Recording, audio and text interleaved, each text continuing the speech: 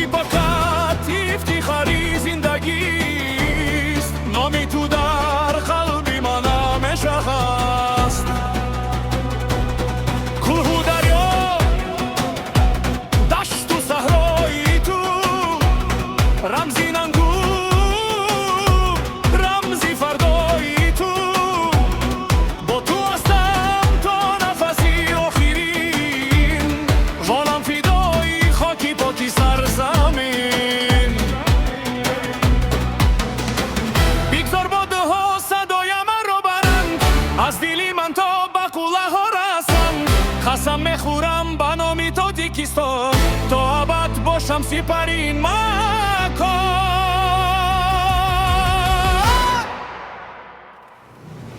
وطن وطن قلبی من تویی، دولتر مفتون و تن تویی.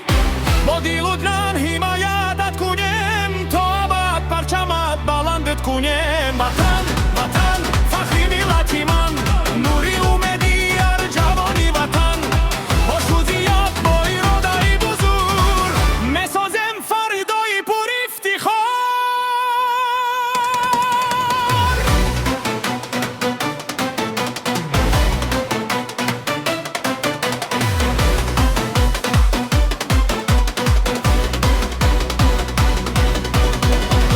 هر قدم با نامی تو آغاز است، در رگی من عشقی تو پرواز است. بیش دشمن دل ما رو نمیشکند، روحی ملت هرگز نمیخوابد. از نیوگان میرسی قهرمانی، در دل من یابیدان تمامی. با اتحاد قوی تر میشویم، نامی وطن را جاویدان میکنیم.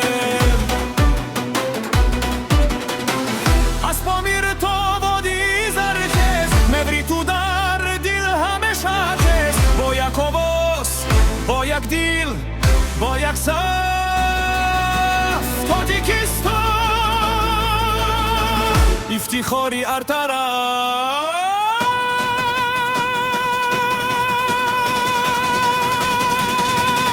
وطن وطن تاجی سرزمین، و جاویدان بودین خاکی نازنین. با ننگ و ناموس و با غیرت و شرف، کیف میکنیم تو رو تا نفسی آخر. ای وطن جاویدانه زنده باش، با صلح و وحدت همیشه پاینده باش. ما فرزندانی تویم تا